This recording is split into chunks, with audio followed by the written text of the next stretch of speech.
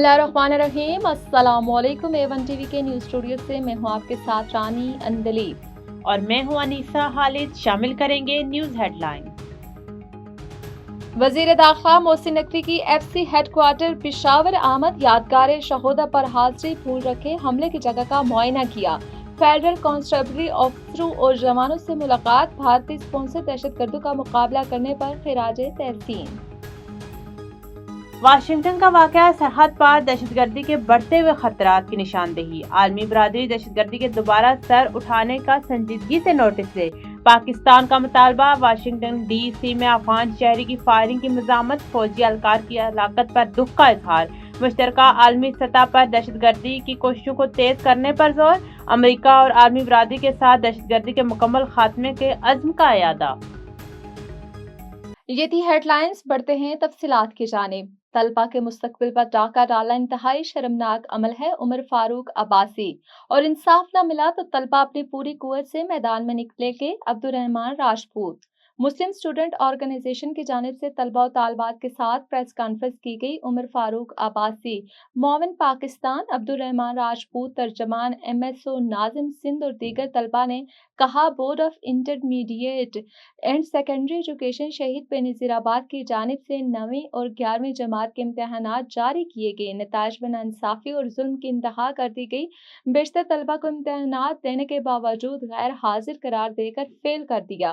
Position holders तलबा को fail कर दिया गया और 90% तलबा को बिल्कुल कम मार्क्स देकर उनका मुस्तकबिल तबाह कर दिया गया, जिस पर पूरे नवाबशाह डिवीजन में तलबा सरापा एहतजाज है। मुस्लिम स्टूडेंट ऑर्गेनाइजेशन आज इस प्रेस कॉन्फ्रेंस के जरिए इस पूरे मामले की जुडिशल इंक्वायरी का मुतालबा करती है।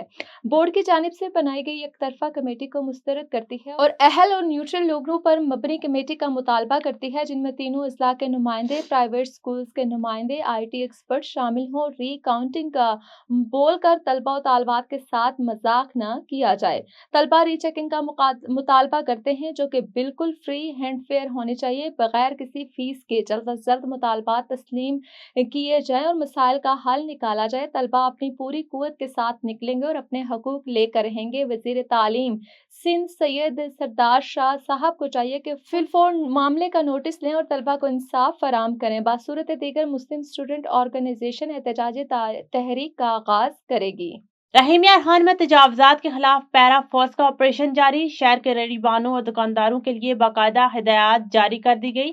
तफसीलात के मुताबिक Rahim Yar Khan SDAO para force Ziaullah Gondal की क़यादत में शहर भर में तजावजात के खिलाफ कार्रवाई जारी है। तमाम रेहड़ीबानों को रजिस्ट्रेशन के बाद नंबर अलाट किए जा रहे हैं और इन्हें रोड के मखसूस हिस्से की जगह फराम की गई है ताकि ट्रैफिक मुतासर ना हो। इंतजामिया ने वाजे किया है कि मुकर्रर जगह के अलावा सड़क या फुटपाथ पर रेहड़ी लगाने वालों का सामान जब्त किया जाएगा और मौके पर चालान किया जाएगा। दुकानदारों और होटल मालिकान को भी वार्निंग दे दी गई है कि अपना सामान दुकान की हदूद के अंदर रखें, वरना भारी जुर्माना आयद किया जाएगा।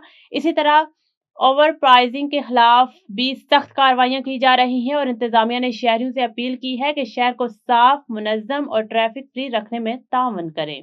नवाब वली मोहम्मद प्रेस फोरम के सामने गांव गाजी पकड़ियों के रिहायशी का बचलपुर पुलिस की ज्यादतियों के खिलाफ एहतजाज। ID सिंध से नोटिस लेने का मुतालबा। तफसीलात के मुताबिक जफरुल्लाह पकड़ियों ने प्रेस फोरम्स के सामने एहतजाज करते हुए मीडिया से गुफ्तगू करते हुए कहा है कि पुलिस एहलकार जान मोहम्मद पकड़ियों और इनके बेटे पुलिस कांस्टेबल अजीज पकड़ियों ने घर पर हमला करके फायरिंग की, जिसके नतीजे में उनके चचा सख्त जख्मी हो गए, जो कराची अस्पताल में जेर इलाज हैं। पुलिस एहलकार के खिलाफ बचलपुर पुलिस थाने में FIR दर्ज होने के बावजूद पुलिस बासर एहलकार जान मोहम्मद पकड़ियों के खिलाफ कार्रवाई नहीं कर रही, जबकि पुलिस एहलकार जान मोहम्मद पकड़ियों धमकियां दे रहा है कि उन्होंने IG सिंध पुलिस से इंसाफ का मुतालबा किया है। और कराची सज्जल कोट ईस्ट प्रेस क्लब के सामने अमन और अमान की बहाली के हक में एक रैली निकाली गई, जिसमें शुरा ने थाना सज्जल कोट के मुअत्तल शुदा SHO मलिक सलीम की बहाली का मुतालबा किया। रैली में मुख्तलिफ समाजी और शहरी हलकों से ताल्लुक रखने वाले अफराद ने बड़ी तादाद में शिरकत की। मजीद तफसीलात जानते हैं हमारे नुमाइंदे सनाउल्लाह हिकड़ो की इस रिपोर्ट में। आज इस हवाले से है कि खुसूसन सचलकोट में और आम तौर पे हमारे जो भी सिंधी बस्तियां हैं, जो सचलकोट के साथ मारवाड़ा है और ये मतलब हैं कोई लगभग 11-12 सिंधी बस्तियां हैं, اس میں امن نہیں ہے.